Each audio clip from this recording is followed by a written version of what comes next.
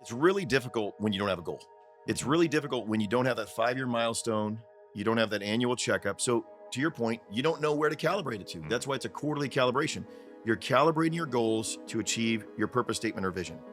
Those steps: know, sow, grow, and show. If you do that consistently between the know, the sow, the grow, and the show, and you do that each and every year as you go through your annual checkup, you'll be amazed at the progress you make.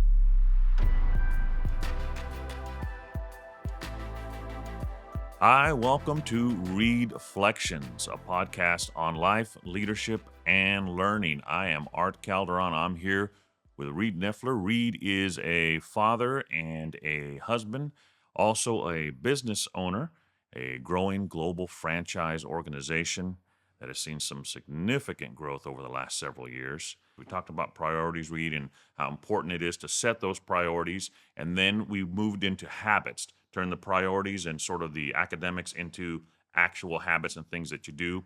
And then we went into knowing your purpose. Why are you here? What's the reason? What is your purpose? How to live purposeful. And now we're going to begin your journey of living your life on purpose, and we get into the how tos, like right the nitty gritty of that. Episodes 14 to 16. We're on like 17 now. My goodness, where has the time gone? Long term vision, 5-year milestone, and annual checkpoint. All important. And now, finally, episode 17, quarterly calibrations. Give us some context. What is quarterly calibrations? Why is it important to your purpose? Yeah, and as we talk about long-term vision and your 5-year milestone and then ultimately your annual checkup, those are practical, right? Those are the practical steps you need to take. The quarterly migrates from practical to tangible. It's still practical, but now it's tangible, right? If we look, and why do I say that? Because we have that vision and we can see where we want to be, but we don't. It's not tangible. It's too far off, right? If we look at 5 years, we're like, yeah, I think I can see myself graduating from college. I think I can see myself at this step in the career, but I can't touch it, feel it. At 1 year, if we even look ahead or back a year, we can say, yeah, I remember the memories. I see the photos, but it's not tangible. But when we get to that quarterly, we're like, oh, I know we're right there, right? And some of the examples of that are if you have a vacation and it's a year away, that's like you're excited, but it's not tangible. Yeah. But if it's a vacation that's 90 days away, quarterly, you're like, I'm going to buy my swimsuit. I'm going to get some sunscreen. You may be planning that. You're buying a book that you're going to read. That's tangible, right? You're Right. starting to put your stuff together and you're getting the tangible things that are otherwise there. That's where that quarterly comes in. This is really where that practical is a tangible.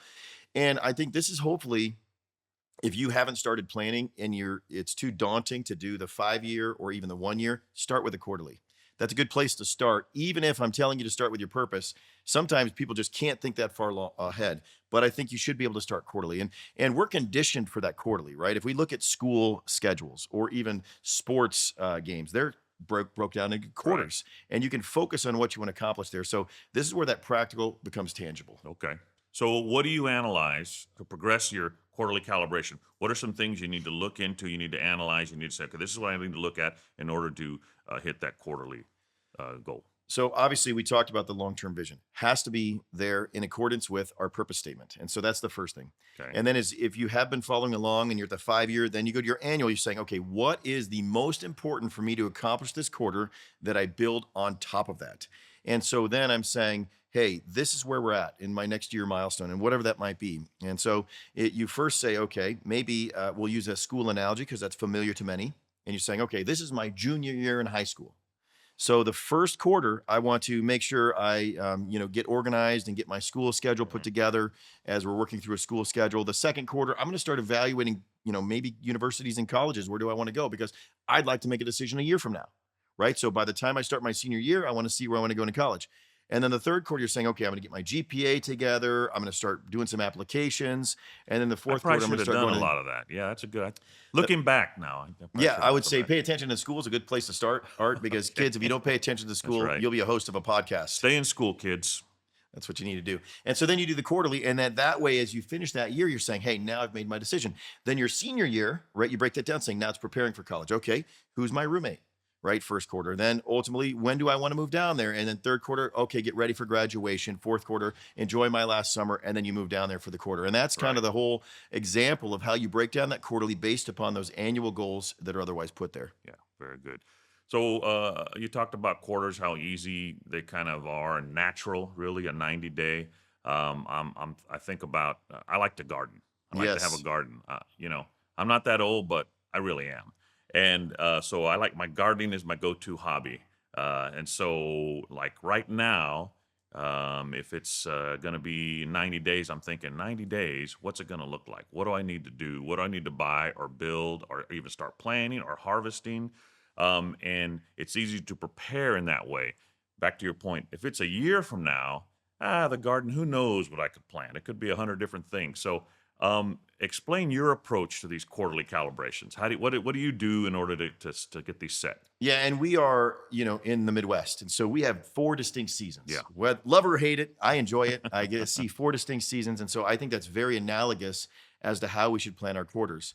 And every time you're at the end, you prepare, you see the results from the previous year, and then you adjust. Uh-huh. So following that same seasons, as farmers, there's really four seasons, right?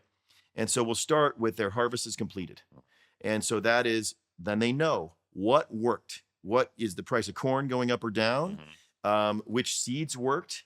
Were they able to sell sweet corn, or was it feed corn, or are they using it for ethanol, right? What kind of corn is selling even within that? And so we're going to plant a certain percentage of our field.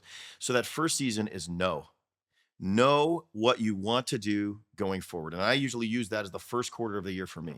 And I try to stay about a quarter ahead of the business. So I want to know what to do. So what am I doing first? I'm knowing what is the most impactful thing I can do this year to help me achieve my goals. And I want to know. And I study the performance of the previous quarter. So just like that farmer, the first one is know. And I'll go through all four, then I'll go back and build them from there. The second is sow. So again, following that farmer saying, okay, I know I want feed corn, for example. We want feed corn, and that's going to be easiest for us to grow and manage. And that's going to then be sold to the local markets and distribute. So then the second quarter, I'm sowing that. So I go purchase the seed, I get the tractors out there, and I start planting that, right? And I'm sowing that in the ground. And I'm well aware of the best planting season in the sow. I know that the frost is already behind and the frozen ground is behind us. And so now I'm able to plant. And I know that my crop's not going to be ruined because I've seen the cycle of seasons and how I work. Then the second phase, the next phase behind that is grow. And so in the Midwest, they want it knee high by the 4th of July. That's what you want with your corn. And so what are you doing? You're fertilizing, you're watering, you're growing your proverbial corn. And that's in your third quarter. And then your fourth quarter show. And that's where it's time for harvest. You're watching that last couple of weeks and days and saying, is it now? Is it later? You're watching the weather pattern. You're lining up the combines to come show the results. And that's where it's all coming in. And for a farmer in that case, you get one-time return, right? You're selling all that corn and then it's ultimately getting distributed. And then you go back to your no. You're saying, okay, what kind of returns did I get? And so those are the four seasons that I believe you should do in your annual checkup. You break that down. So again, I kind of gave that example with regard to college, but that's in any business. What is my annual objective, right? And if you're in a business, you may say the annual budget and you're saying, here's my target for the year. And so then when I now correlate this to the other side, and I'll break these four down again. So if I have a goal, and I'll make it a business goal or a financial goal or a personal goal, I should say. So if you're a consumer and you know what your income is going to be that year, and so we'll start with the consumer side, then we'll go to business. And you say, I want to buy a house in the next year, right? Maybe that's your annual goal. And we're going to break that down into 4 steps. We don't want to just make a haphazard decision to go decide this weekend to look at houses, get committed to a house and can't afford it. Right. So that first quarter, right? I would say, no. What kind of house would I buy? Would it be a 3-bedroom, 2-bath? Would it be in this particular area? And then I would sit back and look if I'm planning on my no, and I'd say, what size of family am I going to have? How long am I going to stay there?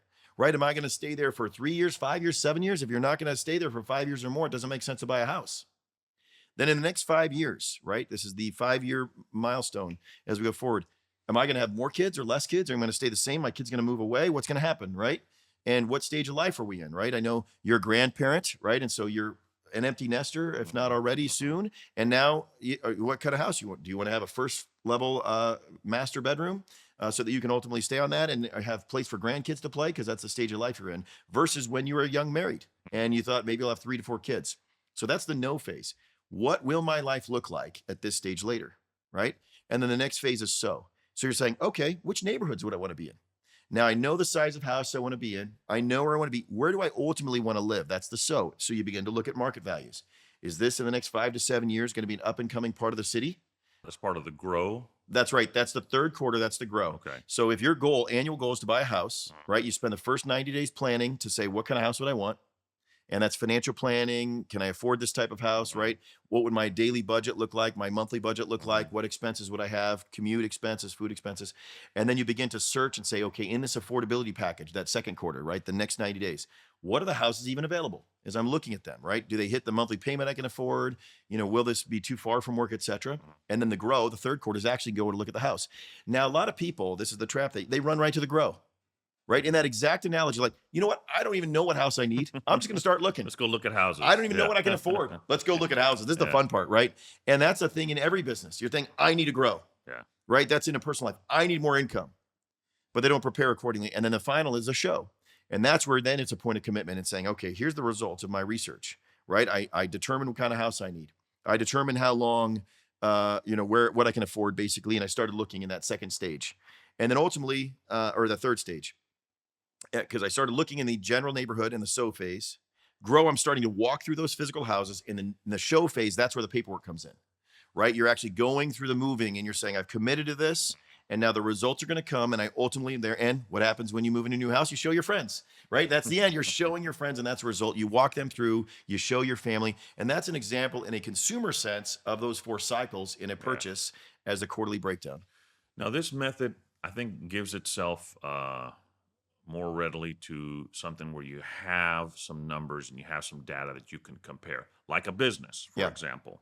It's a little harder when you're talking about a personal decision like buying a house. But it seems to me to be really hard if you're working on personal development. Can you still apply this to something personal development? Like I want to better myself, I don't know, character or education or knowledge or something like that. Sure. Can you still apply that? It's really difficult when you don't have a goal. It's really difficult when you don't have that 5-year milestone. You don't have that annual checkup. So to your point, you don't know where to calibrate it to. That's why it's a quarterly calibration. You're calibrating your goals to achieve your purpose statement or vision. So most people fail to live an outcome that's there. So I had a coworker one time, and he was struggling with his weight. And so he was always on one thing or another thing. And then his daughter was getting married. And so that was a clear, definitive goal. And he worked his way backwards because, those pictures were immortalized and it was there. And the difference was not the plan. It was the goal. Yeah. And so your quarterly calibration will struggle if you don't have a clearly defined purpose statement and a goal. And so that's why most people struggle with it, to be honest with you. Yeah. And so on the personal front, how do you do that, right? So some of you may say, you know what? I want to get promoted at work. I want to get an increase in income, right? So most people are going to their boss in that growth stage. I need that tomorrow. I'm at that growth stage. I deserve it. I deserve it. I'm entitled to it. I've earned it. Or they're looking at the history. I got a degree. I'm really, really good because I got a degree. Or I showed up for the last 3 weeks, right? Instead, we need to have a 5-year plan and a 1-year calibration saying, okay, what would it take? Most people are not prepared for the position they take on. They are promoted to the position they take on, but not prepared. So again, if I go back to those 4 frameworks, I'd say, I would like to be promoted at work. So the no, first step. What would it take to be successful in that role? Not what have I done that has earned that role? Not why is it time for me now because I've been in this role for so long? Not because I need the income. How would I spend the money in that role? You should first know what would it take to be successful in that role. So I'll use my responsibilities here. I'm a CEO. Now, many people think I want the title and the acclaim and everything else. And that's why they pursue titles, because they want the external benefit to that. But what they don't realize until in the role, it becomes responsibility and ultimately greater pressure. The higher you are in an organization, the more responsibility you have and the greater the pressure you have. So instead of looking at what the external perception of that role is, you need to know what the responsibilities are there. So what is my role and responsibility if this is a title someone aspires to? And how do you do that? Right, and how do you do that? How do you know that? So no is the first thing is, what did I do? I studied other successful CEOs. I look at other people that were in there. Successful is the key operative word. Not the others that spent a ton of money. Not the others that told me they're good. Not the others that were there. And how did I define success? So there's countless books out there that talk about successful organizations, right? So I won't list any of them before, but there's authors and leaders that have then articulated their path to success. There's tons of biographies and autobiographies that are crafted by these leaders. And so then I studied, and I'm talking for years and continue to study, what are the things that made them successful? And so I looked at that. I said, I know. Now I realize, okay, what's the things that are there? In fact, I have a book that is showing 3 things CEOs should do. And what I realized is a CEO is successful if they clearly understand and articulate vision. Then it's not just articulating vision, because they cannot be successful just by doing that. But the second is putting that into tangible, actionable items that would lead towards progress towards that vision, and then building and establishing a culture that keeps people in that progress mindset towards vision. And so those are the 3 elements that make a successful CEO. Not title, not pay, not industry, not anything else. So I understood those things. So I said, okay, next thing. So then I sew. Then I did a calibration. I said, Reed, where do you have gaps in your understanding of vision? Where do you have gaps in your understanding of the process it will take in order to achieve that vision? And where do you have gaps in order of establishing a culture that is drawing people in that want to help you achieve that? And so, I mean, for years and even currently, as you heard on my annual checkup, I'm saying, okay, what part of the vision do I not see? And now I'm at this stage, or clearly communicate, because that's a part of the How did you responsibility. identify those gaps? So I say, okay, and for great question, because early in my career, I tested myself in certain areas. And so, as you know, and you were part of, I led a Sunday school class. Mhm. So I'd say, okay, how do I articulate my thoughts? And is it aligning, right? So as I started doing that, I realized the audience wasn't following. I must have missed that Sunday school. I Oh, never you saw always that. followed the What? direction I'm going. Yes. Certainly, Oh, yeah, right. But I think in that case, I realized, wait a minute, I wasn't able to articulate that. And many times, like, blame the audience. That's our first indication, Right. which, in some cases it is the audience. In other cases, I mean, your wife was in there. She was a great student, by the way. Yeah, Just she telling always has been. Yeah, she always has been. But I could easily blame the audience. That's the easy thing to do as a leader or CEO, to say, I just have the wrong followers. So you were noticing, I'm not getting the engagement that That's I right. want from by the way they're reacting or whatever. Yeah. I started that class knowing what I wanted to communicate, Mhm. but when I started sowing that, the seed wasn't taking, right? It wasn't getting planted. So immediately you can blame the audience, find a new audience. Wrong. I looked back and I said, the leader, right? This is the calibration. Said, what am I saying? What can I articulate in a different way that seed gets planted? And then we'll go back to our farming analogy. Did we plant at the right time? Was the ground frozen? We couldn't till it up to put that seed in there, right? So my timing wrong, right? Or going back to the farming analogy, do I have the wrong equipment, right? Am I trying to do it by hand and it's not going to be enough volume? Mhm. Or am I trying to plant that, with a hoe instead of a tractor, right? What am I doing, right? So that's where I was evaluating that vision when I'm planting that. What can I change? And so I developed my skills in a very small sense, right? And what can I encourage others to do? Go volunteer somewhere, right? Another example, I was a coach, right? I coached my kids basketball. And I had a vision for how the vision was an undefeated season, by the way. That was the no. And I knew how to train and coach them, right? That was the Were vision. these little kids? They were little kids, of course. Undefeated season, we're going to dominate, right? Then I started sewing, like, oh no, they have no idea I'm here. First practice, they can't make a shot. They can't dribble. Yeah. We got to So I recalibrate. Back recalibrate. it back a The, little the bit. ideas are not going there, right? We're not going to get the whiteboard out and draw. We're going Yeah. to go tie their shoes, and that's where we started. So, and that's the sew. And so in that moment, you're saying, what can I change? Right. And so I developed as a coach in those environments. And so many people think start big, no, start small. Right. If you're sitting at the dinner table with a family and you have an idea and you want to share, that's a great place. These are people that love you, are going to care for you. And no matter what you say in that moment, they're just going to love you the next day. So test an idea with them, saying, I have this dream, right? I have this idea. I've thought and I know what I want to do. And then I start sowing that idea to friends, family, and others. Right. And then you see if it doesn't resonate. And then don't say, I got to find a better audience, because that's the trap. Say, I need to condition the message better so that I can craft a vision clearer if it truly is to be that CEO. And that was the second one. So then it's grow. And so then as I went to that next phase and I said, okay, these ideas, I'm starting to get a little traction with these ideas, right? And am I building? That's the grow. Is it building, right? Or is it something where it starts really quickly and then it fades quickly, right? Is it just something that's there and I get them energized? Now you're talking about your current role as CEO in the Current business role as right CEO now. Okay. with regard to the vision. Okay. And as I look at the CEO, to kind of juxtapose the two, there's motivation and there's progress, right? And I think what's the difference between a speaker and a leader? A speaker may motivate you. They'll get you super excited for 10 minutes to go run through a brick wall. A leader will help you in progress. So I have to be careful because I can really motivate people, right? and I need to make sure it makes progress. They're just not enthusiastic with a shot of adrenaline and ready to go run through a brick wall. Because the temptation is, oh, okay, this is great, and then you go do something else and you leave them alone, That's right. and then it doesn't happen. And they're just waiting for that adrenaline shot. And so many people in culture right now, they want to be motivated, but they don't want to make progress. They want to be excited, enthusiastic. They want their adrenaline to shoot them. They want to be boom, but then they don't make any progress. Like, I'm going to conquer the world. And they go work out and they're just, hey, I just look at this. And then the next day they didn't make any progress because they go backwards, right? And so as a leader, there's CEOs that are motivating, but they never make progress.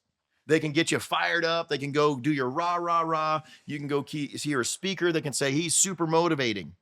And I ask people after they talk to them 3 to 5 years later, did you make progress? That's akin to following our analogies that we go put a whole bunch of Miracle Grow on this, but ultimately it fades quickly, right? Yeah. Because it outgrew the pace of where it was, right?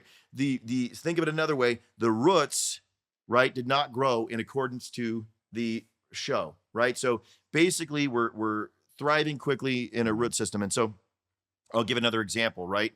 One of the things is we look at food products. One of our clients is in food products, and they've accelerated the development of a chicken, right? They've accelerated. It used to take 87 days, I believe. Now they can get it on to 55 days. That doesn't sound very good. That doesn't sound very good. But they're doing that for a particular purpose, where these fast growth chickens are designed to grow quickly so they can be consumed. And so there's a purpose for that. Yeah.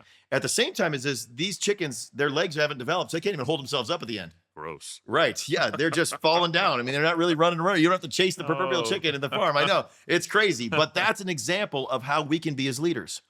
We can grow in one particular area, but we don't have our legs underneath us. Right. And that's why it's critical to make sure that we are growing in proportion to where we're at. We don't want to put Miracle Grow on something by propping something up. We want to take those steps. And so that second stage, I'm delivering this message in that grow phase.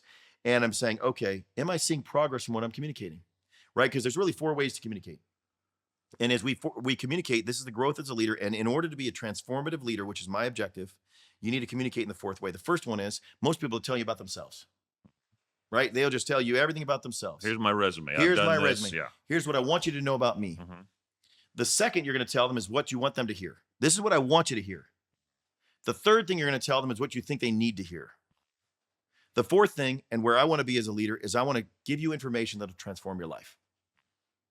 And so that is whether you want to hear it or not. That's right. Or even whether you want to say it or not. Because sometimes that can be a tough conversation, right? That's right. That's exactly right. So let's think about that. So let's break those 4 down because it's super critical to understand as you grow and measure your growth.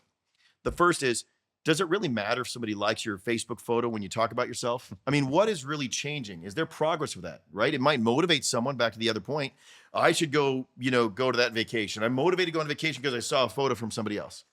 The second is what you want them to hear. That's somewhat manipulative information, actually. Yeah. I'm positioning information that you want to hear. And as a CEO, we can do that. I can share information that I want you to think I'm great, right? First piece of information. Hear the stuff you want to hear. It's reciprocal information. And I can just say, from my own perspective, what is my motivation to share that information? Third is saying, this person, I can see they're stuck, right? And this is where it begins to go on the other side. And I know through intuitive interaction, this person's stuck here. They need to hear this. But what I realized when I was sharing that information, a lot of people stop there, is that they're not ready to hear it. Right. And that's how do we take that need to know information and make it transformative? So I don't have to repeat myself. Right. Because as a CEO, a leader, we are constantly in the position of repeating ourselves until we get to transformation. Maybe it's when they're 18 and they go off to college. But at some point, they've been transformed. Right. And it's how do we get that transformation information? And that is where we see that in the grow. Right. And again, let's follow that farming analogy. You can see a turning point if you're a farmer, right? Or in any part of your business, and you say, the audience is getting it. They're giving me in that feedback loop. I see it, it's growing, they're sprouting, this is sustainable, this is forever, right? And so we want to make sure, and what set that up? And this is so critical because we run to the grow. It's because we knew based on the testing of the previous season, just like my Sunday school class example, I knew what I wanted to communicate. Then I was sowing it and it wasn't working. So I have to adjust. That's the trickiest part, That's right? the trickiest part, the sowing, because part. Everything is just an idea until you start to sow the seed. And I'm still adjusting. And then the grow is a byproduct of the know and sow, actually. And that's the 3rd quarter. And then finally, we get to that show. Now, this is where everybody wants, right? And honestly, look what I've done. Look what I have done. Take pictures, pat me on the back, chase me down. And honestly, we're doing ourselves a disservice because we only show our successes.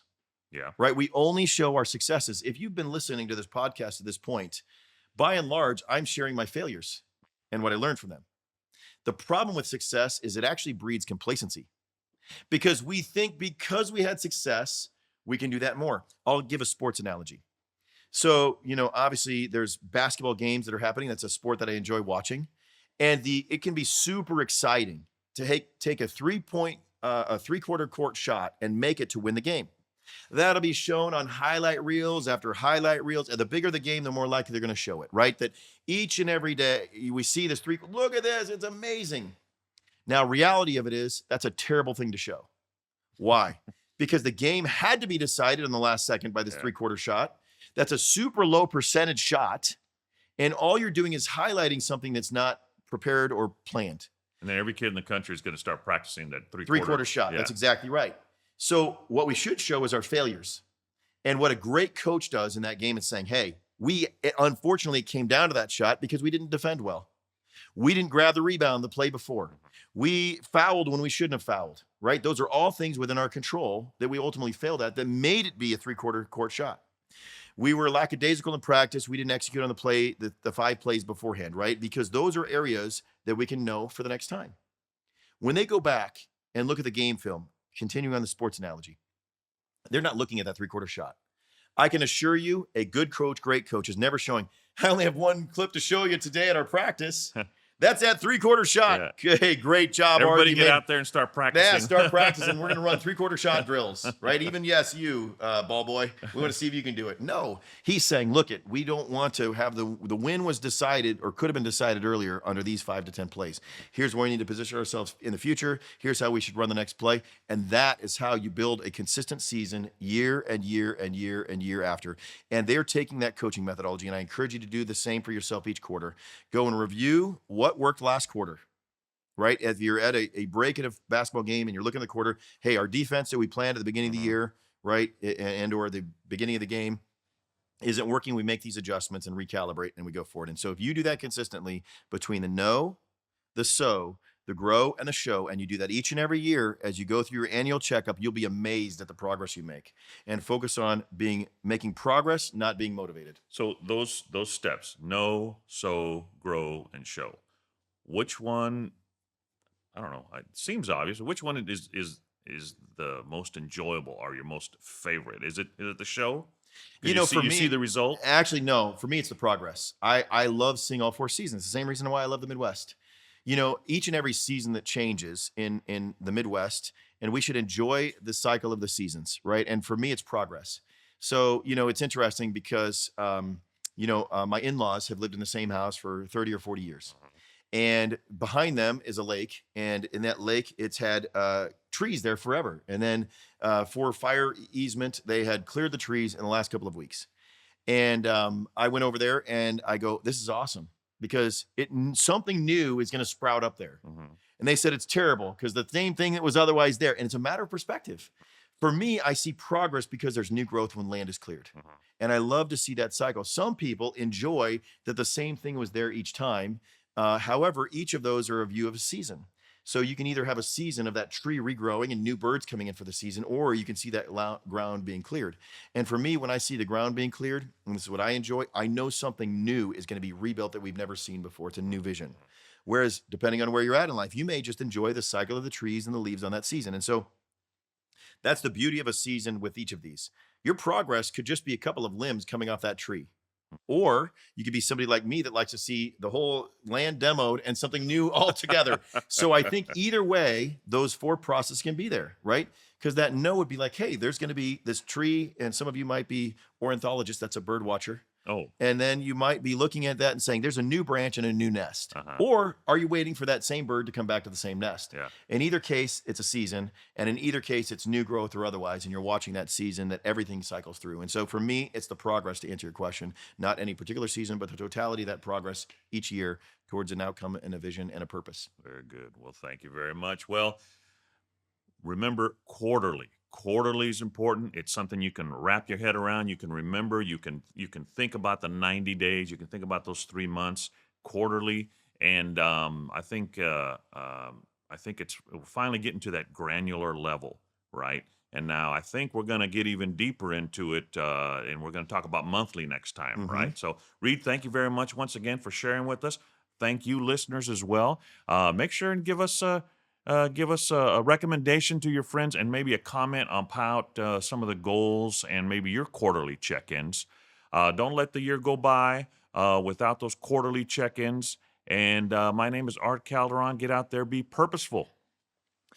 One more thing, Art. Maybe you've never done anything tangible to work towards your outcome. Start here at the quarter. The quarter is the best place to start. It's something that you can take that practical. We started with theory, we go to practical, now we're to tangible. And what should you do first? Know where you're trying to go. Think about, who do you want to be a year from now? This tangible quarter, where do you want to be? Know what that is. Really visualize it. Spend a day, spend half a day, spend an hour thinking about, what do I need to know? Then try. That's the so. Go out and try it. And don't continue trying if it's failing. Adjust. That's where you adjust in that sow phase. This seed is not being planted. Then grow. Don't just run to the grow. Watch what is growing, what isn't growing, and then show. Show your failures and your successes. When you can do that, you can calibrate. You can reorganize and make progress towards your unique purpose. I am here to help support you in that process, and I'm excited to see you know what to do, sow that in your life, grow that in your life, and then show that you are on a path towards your purpose. I look forward to going on that journey with you.